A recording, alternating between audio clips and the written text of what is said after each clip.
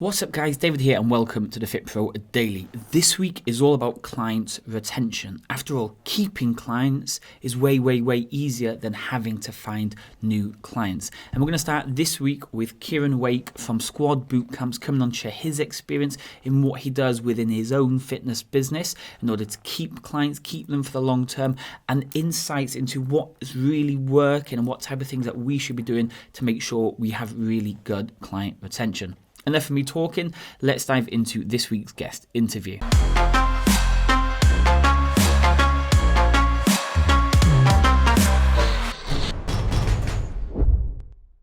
Good afternoon, guys, and welcome to another guest interview. This week we have Kieran Lee Wake, all the way from sunny Manchester. No, just other side at Pennines. Don't be saying that. From Barnsley. Barnsley. Oh, wow. Okay. I don't think we've ever had anybody from Barnsley ever come on before. No, I'm probably the only person in Barnsley who's got internet, so we should be all right. The only guy I know from Barnsley really is the guy from Talk Sport. What's his name? Parking. Yeah, no. What's the guy who's usually on the drive time with Adrian Durham? What's his Goffey? Darren Goff. Yeah. Darren Goff. Yeah, that's right. Cool. Okay, so this week we're going to talk about retention, keeping clients for the long term, and seeing if we can beat the industry average, which is about between 12 and 16 months. But before we do dive into today's episode and a little bit more, let's find out a little bit about you and kind of how you got started in the fitness industry. Yeah, that's fine. I kind of got into it a little bit by accident. I'd always been really sporty at school. So I was that kind of sporty kid who did football, athletics, cricket, quite a good level as well. And then just before I went to uni, I did my ACL and I was studying sports science, but I'll be honest, I kind of fell off wagon a little bit. I'd gone from being really sporty to a bit of a boozer, to be fair, like you do at university. But I got into coaching because I couldn't play anymore. I helped out coaching side of it with university football teams. So that kind of, I could get my passion. I'd always been busy with sport, but my passion then went into kind of coaching a little bit. And then from leaving university, I had a few years where I kind of drifted, did a teaching degree. So again, you had that kind of coaching element and that helping others. And, drifted around doing summers abroad, working as a PR and things like that. And I eventually got a job in sales in a gym, funnily enough, but kind of didn't understand the whole PT thing, to be honest. And then a few years later, I was working at Sheffield United Football Club, and they offered us some CPD, basically doing a gym course. So like a level 2 gym course, because we delivered modules around that. And I just started getting back into training myself. I put a little bit of weight on, weren't feeling too great, drinking too much maybe, and enjoying myself in my early 20s. And started back training at gym and kind of fell in love with it a little bit, like you do, that initial, like I think most people have gone through that stage where you're getting stronger, you're taking supplements, you're enjoying yourself, you're feeling good. And then this opportunity to do this PT course came along, and it was just something to do through the Maybank holiday to start with. And I just absolutely loved it. Learning, getting that knowledge, and it just kind of brought a whole kind of a new excitement to my life, I suppose, at the time. I just took my chance and did the course, and really enjoyed the PT course. Cool. Okay, so you're now qualified. Lots kind of happened in the past. So where are you now? What is your setup now? What is it you currently do or offer, or like what is it you do? So I went from teaching straight into just self-employed PT work, really, and that jump was just ridiculous. Like I kind of finished my job and then we're all straight away like, okay, I've got no clients. What do I do? I built that up in a commercial gym, and we're pretty full within 6 months. Long story short, I worked in some smaller facilities where I kind of gave up my whole kind of client base to go and work in a smaller facility. and then just had to get really clever at marketing and sales. And once you've got that footfall, you really have to work harder for your leads. So I did that, and then I started doing boot camps mainly for friends, and that's where the story started with where I am now. Started doing the boot camps, and just one Saturday, I think I was going to kind of races or going for an afternoon out, and I couldn't do one of the boot camps, so I just grouped together the male and female boot camp. Kind of thought, I'll just have to do it at the same time, and the energy and the vibe I got from that session were just like, might be onto something here. Yeah. I started with group training, and we started off just 21 members. We launched kind of a monthly payment. We had like 10 sessions a week, and I was working at another PT's gym to kind of like where we are now, 3-4 years down the line. We've got kind of 120 members, two members of staff, his own facility, and just a lot bigger business, I suppose. So yeah, it's that's where we're at right now. Cool. And I guess last year or the last year and a half has been quite interesting with clients and everything, has it? Yeah, definitely. Retention wise, obviously, like we're going to talk about, is what key during lockdown, I think. And I'm just really glad we went to Zoom, like many people. And because people didn't have much else to do, we just tried to make it as fun and interesting as possible. We got other coaches in, we set challenges up. We just really tried to be there for his clients. We didn't reduce his timetable. I kind of just went into it with like, right, this might last 3 months, 6 months, a year, but we've just got to get out the other end with at least half of his clients, and then at least we can build from that. Still have a business, I think, still be in the game after lockdown, and that was the plan, and it worked.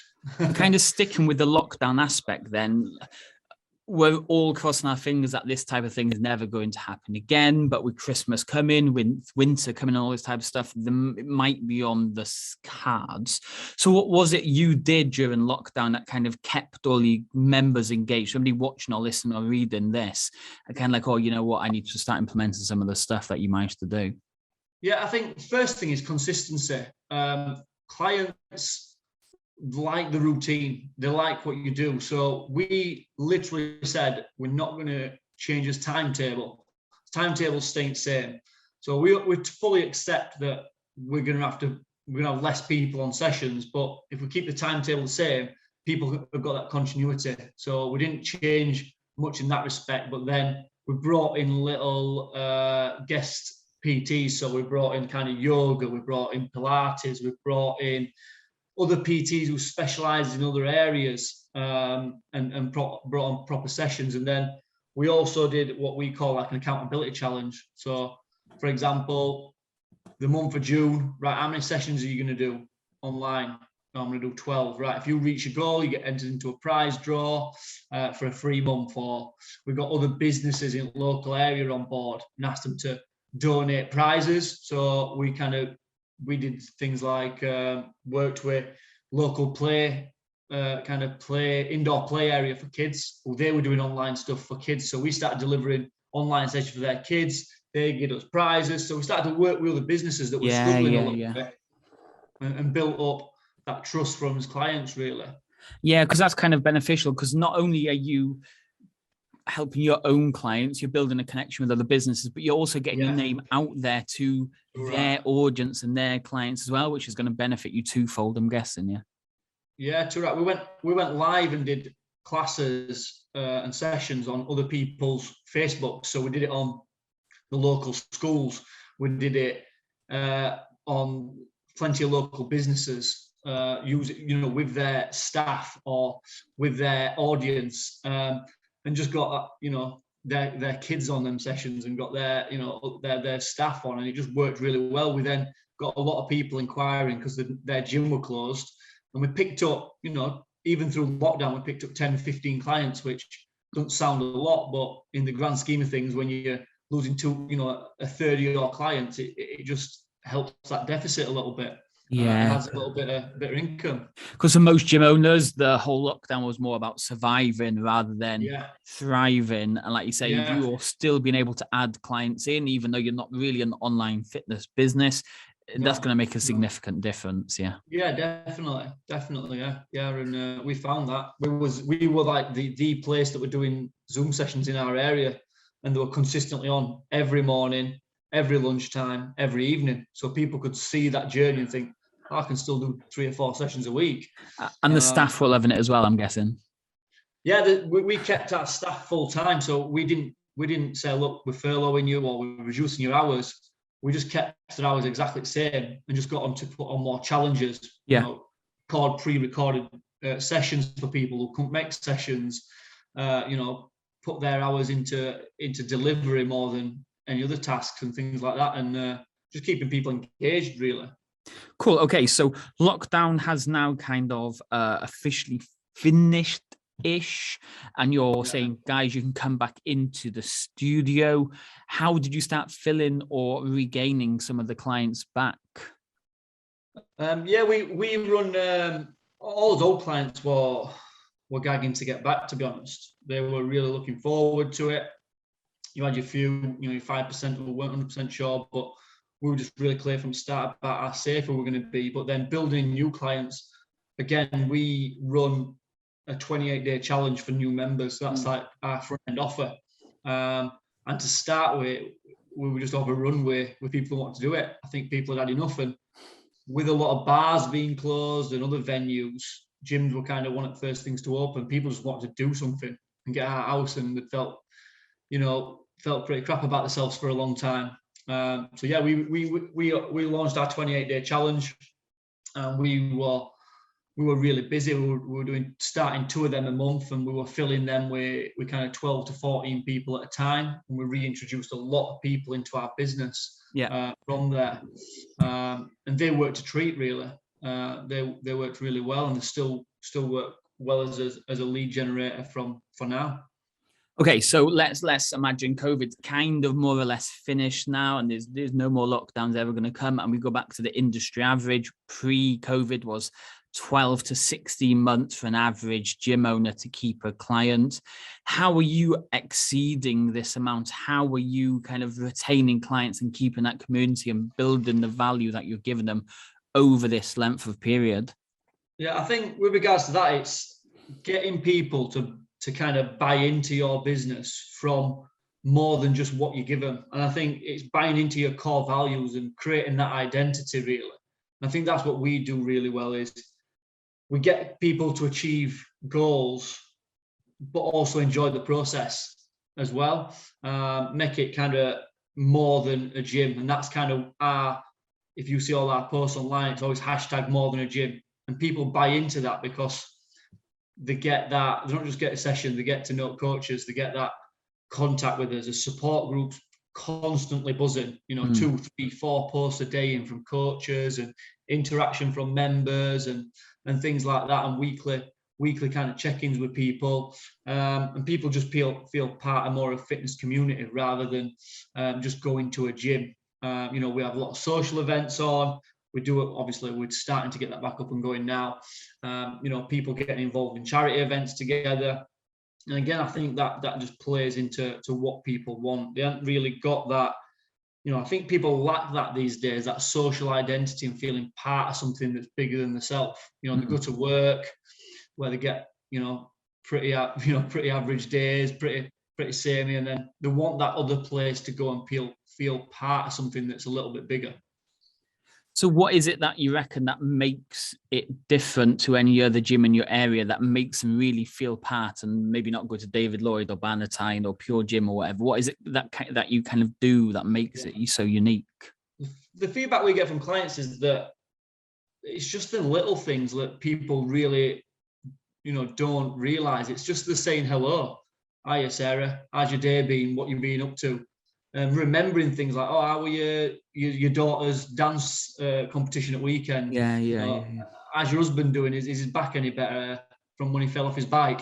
Just little things. And we have like a thing with coaches where we always say every single make sure in the session you have at least a little conversation with every person before they leave, whether that's before session starts or during, on like little breaks that we have. Just them little bits of conversations and remembering things about people is really important. And we do we do a retention report every week. So one of our members of staff is tasked with doing a retention report. So we do a 2-week retention report on our app where we look at how many times people have attended. If in 2 weeks they've attended less than 4 times, they get a little message saying, how's it going? What's up? How can we help you? And stuff like that. And if they've not been for 7 days, we'll send them a message and we kind of call it press that restart button. Press that restart button, just get booked on a session and turn up. Don't worry about what else.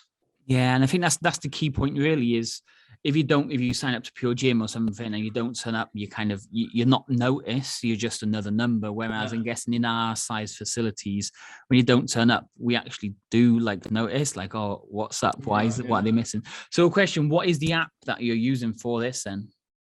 So we use Go Team Up as our booking app, and that then you can formulate reports off that. So you can literally go into each individual person and kind of look at if they're booked on sessions. So again, we do like a high risk report that people we think are a high risk of leaving or have not been attending. And then we can literally click on their profile and see if they've registered for any sessions in future. And if they haven't, it's just a simple, hiya John, what's happening? You've not been on last week and you've not booked any sessions this week. Is there any way we can help you? And that's it, just a simple message. And you might get a message back saying, oh, I've just had a really bad time these last few weeks. Thanks for your message. I'm going to book on now. And that's it. And that's that person back on track, really. And that's helped, that one message has gone a long way. And that's, I'm guessing... You're not getting that at Pure Gym. No. It's like you care. They actually feel appreciated and everything. So like the money they're paying, I know it's significantly more than Pure Gym or something like that, but they know its value and everything. So let's talk about the client, the staff side of things. So we have core values and we have client acknowledgements. We've got, I think there's 7 core values and 5 client acknowledgements at DK9. When you say your trainers have to do certain things within the session, what are those type of things they have to do that keep the clients? Yeah, I think we split our coach. So we've got like a document that says literally how to coach a squad session. And within that, obviously there's all technical stuff. So this is how to do a warm-up. This is how to demonstrate. But we've also got a little bit in there about interacting with clients. And like I just said, it might just be just having a quick conversation with people or making sure before they leave, you've asked them how they are.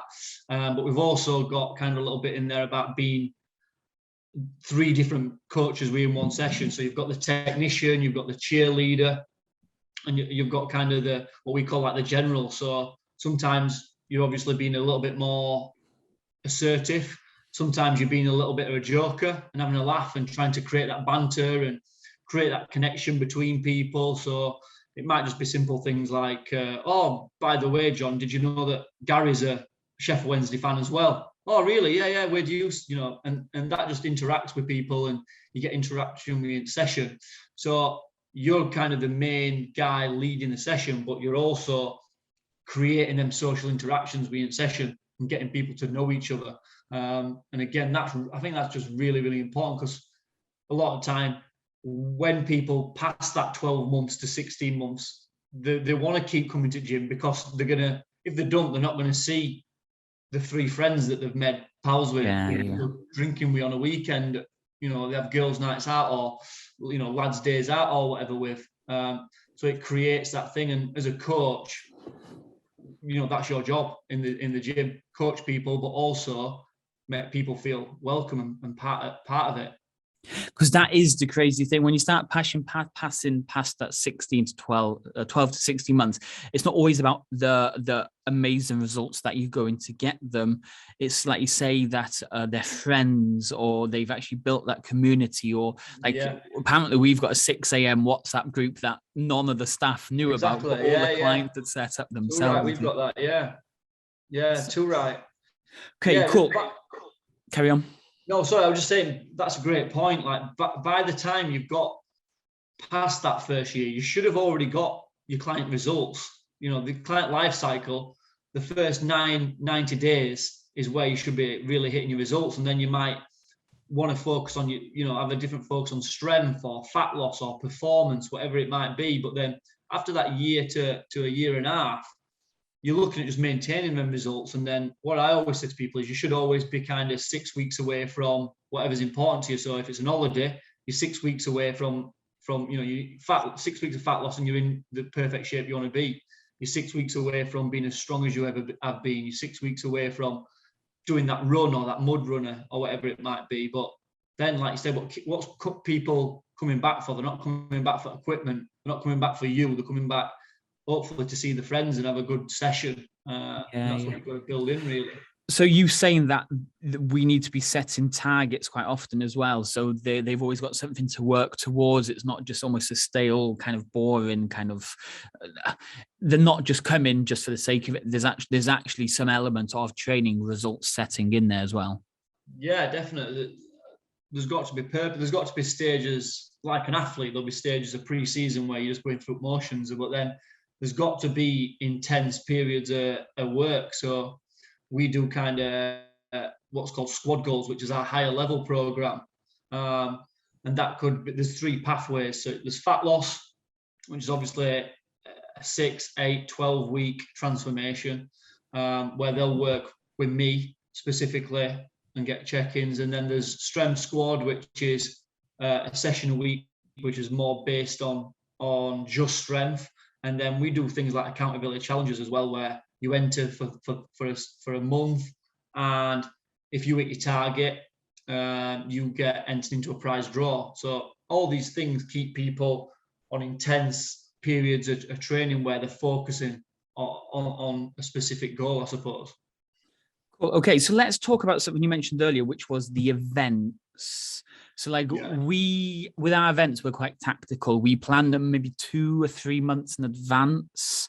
Is that how have you got a tactical approach to it, or do you like survey your clients to decide what events you can do? What is it, the events that you kind of do? Yeah, we're literally doing this podcast at right time, because on Saturday we've got an event called Squad on the Farm.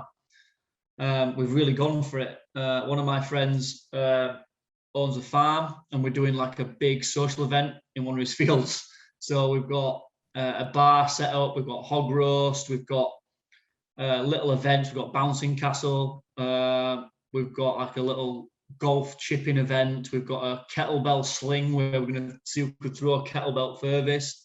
And obviously that's a big event that takes a lot of planning, but then we also do little events where it might be just at our local cricket club, where we're going to meet 2 o'clock at local cricket club, have a bit of a social, have a bit of a drink and stuff like that.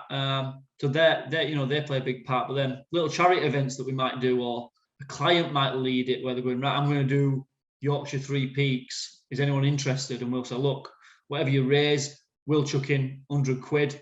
And you guys off you go and do it. And there might be 6, 8, 12 clients who go off and do that challenge together. We've had that plenty of times. So again, it's just like backing clients with what they want to do as well, but also just having them set events that you do where everyone can be together. Yeah, I think like the event, especially when you go out, even if it's just a social kind of down the local or small pub crawl and stuff, these events build that strong connection, build the bond, not just between you and the clients, but the clients and clients. Like you say, they start building that relationship, and then they don't feel like they can leave because they feel like they want to be part of the next event or the next thing you're doing down the cricket club or whatever it is you've got going on. Yeah, definitely. That's what we mean by more than a gym. And a good point that people, I think, miss is that not everything you do has a straight up financial return on investment. Like, we might spend quite a bit of money on Squad on Farm. We're never going to make money from these events, but that's going to be spoke about in 2 and 3 years. Yeah. Clients do that in sessions. They talk about, as Christmas do, even in June and July. And when new members join, people are talking about, oh, what about last year when we did that social?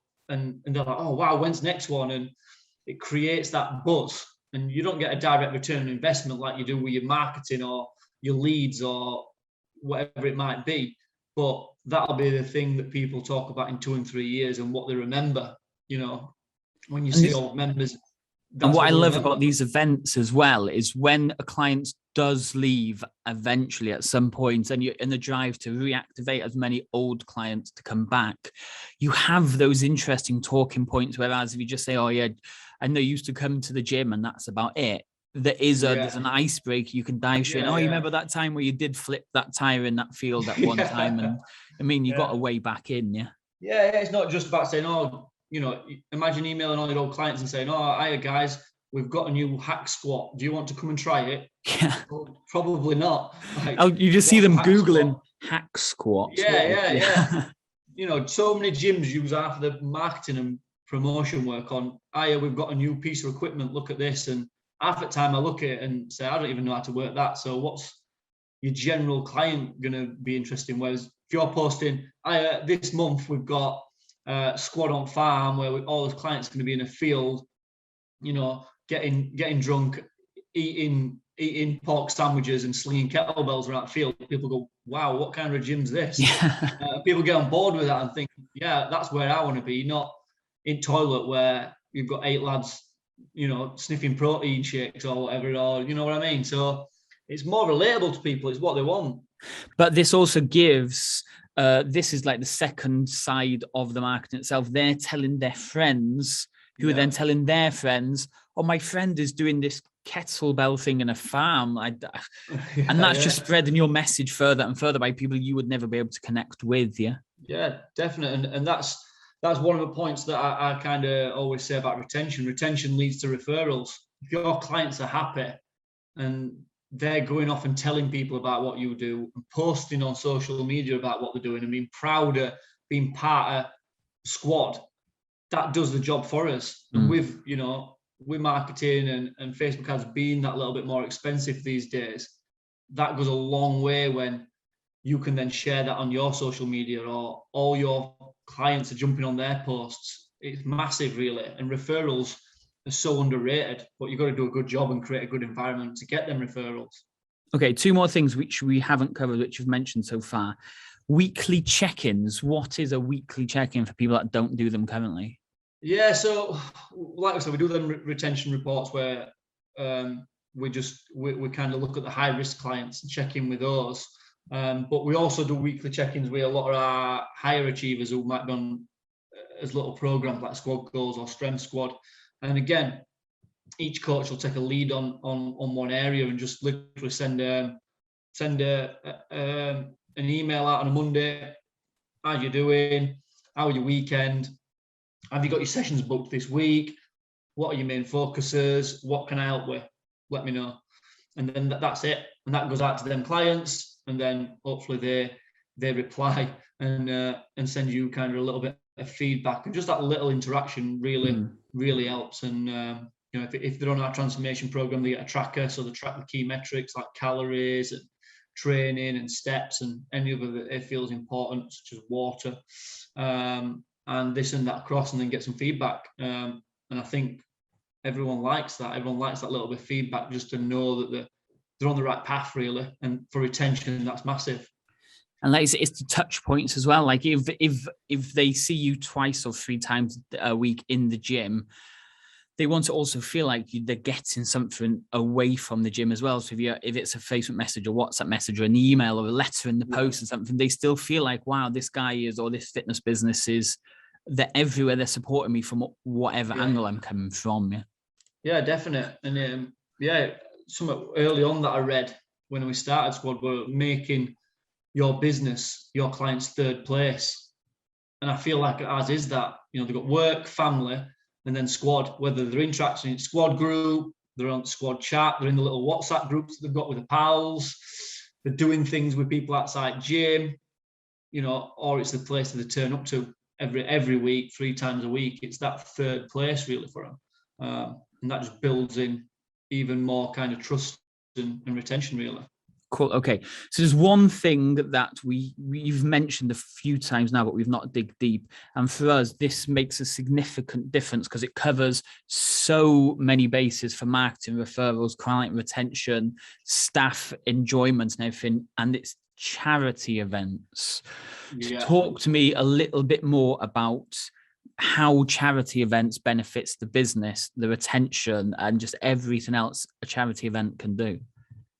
Yeah, I think we've done quite a few charity events. We did one for Yorkshire Air Ambulance, which went down really well. We've done them in past where we've kind of pushed the Prowler up the Burj Khalifa. So we did Burj Khalifa one. We did what one did we do? We did it to raise money for a defib that then went to local cricket club, where we pushed it from like distance, obviously wise, from our gym to the place that we're supplying the defib, which was like 66 miles or something. And then you couldn't pick the closer place now. No, there are no local ones, which were a shame. But yeah, we've done all sorts of stuff like that, and then we've recently done quite a bit for a charity called HH Foundation, which was for young people who are struggling and dying and unfortunately dying from cancer and things like that, and just helping with their care and stuff like that. So I think it just brings everyone together towards that one cause as well. And again, if you want to make your business stand out in local community and do things for the right reasons, then I think it really helps project your business in the right way. And again, from our point of view, it just gets the best out of clients as well. I think clients tend to love to do that kind of thing and think that what they're doing it for something bigger than just themselves. And it tends to really bring the best side out of clients and the best performances as well. So I think that's a really important thing to do. Yeah, and that is the thing about charity events. It's not something you can do a few times a year. It's one of those things that you do maybe once or twice, 3 times a year at the most, because having to ask people for money isn't always the easiest thing. But from it, you're helping a cause. The clients, they're going to feel even more want to refer you on to people to help with the cause. That builds a strong community as well when they're taking part of the challenge, and that adds in the nicest way, that adds 5 or 6 months onto their membership because they've taken part in this challenge itself, which is massive for the business growth, the retention, and just getting your name out there as well. Yeah, definitely. And I think you've got to do them things a lot of time without the expectation of getting it back. And again, that's that down to that. Sometimes there's just no financial return on investment, but what you do get is that client loyalty and that client buy-in, which again, you just can't put a price on that. Every client could be your biggest fan, and I think that's the way you've got to see it and the way you treat what they do. So if they are going off and doing a little charity event themselves, you've got to jump on board with that and help them, share their post, what they're doing, share their story, get other people in group involved as well. So we've done, many times there's been 3 or 4 people going and doing a mud run, we in squad, or going to a charity walk or whatever. And, you're just championing that really and helping them raise a little bit of money, and that goes a long way. Nice. Okay, so we've covered most of the things that you've talked about so far, and we've kind of dived into each of the points. Is there anything to finish off that you think we haven't covered, or anything you think anybody watching or listening should really start doing now that's going to help retention and keep clients on board? Yeah, I think one thing is just really know your audience and create an audience that's similar to you. So, like personally, I'm the type of person who won't miss a night out on a weekend. I'll always enjoy my weekends. So that's literally one of our core values, is always enjoy your weekend. I don't want to get a client on a Monday saying, yeah, everything went really well, but I went to a wedding at weekend and I couldn't enjoy myself. I was eating out of Tupperware just so I stayed within my calories, because to me, that's not a way of life at all. So I think your message has got to be kind of what you are and what your business stands for has got to be in line with you as a person. Otherwise, you're going to end up miserable because you're having to put a fake persona on because you think that's what people want. So yeah, know yourself and then try and attract the audience that matches your personality and what your brand's about, really. Otherwise, you're never going to be happy no matter how much money you make. And for anybody listening or watching again, and you're sick of hearing people say, know your audience, know your audience, know your audience. It's not just me. It's not just other people. Everybody is saying the same thing. Once you know your audience, your life becomes so much easier. Yeah, definitely. It's just them conversations in gym flow a lot easier as well. When you, before a session, having them 2-3 minute conversations with clients when they've looked at you, oh, I saw that you went to so-and-so on social media and they're interacting with you. Oh, what was that bar like? What was that restaurant like? Oh, I've been there. Oh, them little conversations again just build into that retention because they feel part of something. They feel like, yeah, I understand people here and they get me and I get them and we're all pretty similar. And that just builds again just that core value and that everyone kind of into it, and that we call that kind of squad goals. That's kind of another one of our hashtags is squad goals because everyone's pretty similar and has similar interests away from gym. Nice. Kieren, I appreciate your time today. So for anybody maybe that wants to reach out or maybe have a chat or just see a little bit more about what it is you do within your fitness business, how can people potentially reach out and have a chat? So you can I've got my own personal Instagram. Don't use it too often, but I do kind of interact with the PTs on that and try and help them out. I help deliver and assess PTs.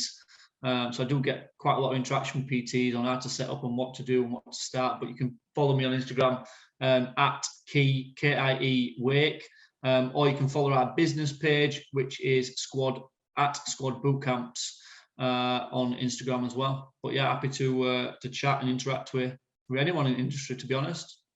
Kieren, thanks for your time today. I appreciate you coming on. We'll probably hear from you again at some point in the future. Cheers, bud. Thank you. So that was Kieren from Squad Bootcamps, giving us an insight into what he's doing within his own fitness facility, what he's doing to make clients want to stay, encourage them, motivating them, and everything else that he has going on. So it's probably one of those that you want to go back, rewatch, take some notes and start implementing just some other stuff that Kieren was talking about. I'm going to leave it there for today. The rest of the week, though, is all about client retention. So do be sure to check in on what else we have coming this week. I'll speak to you all tomorrow.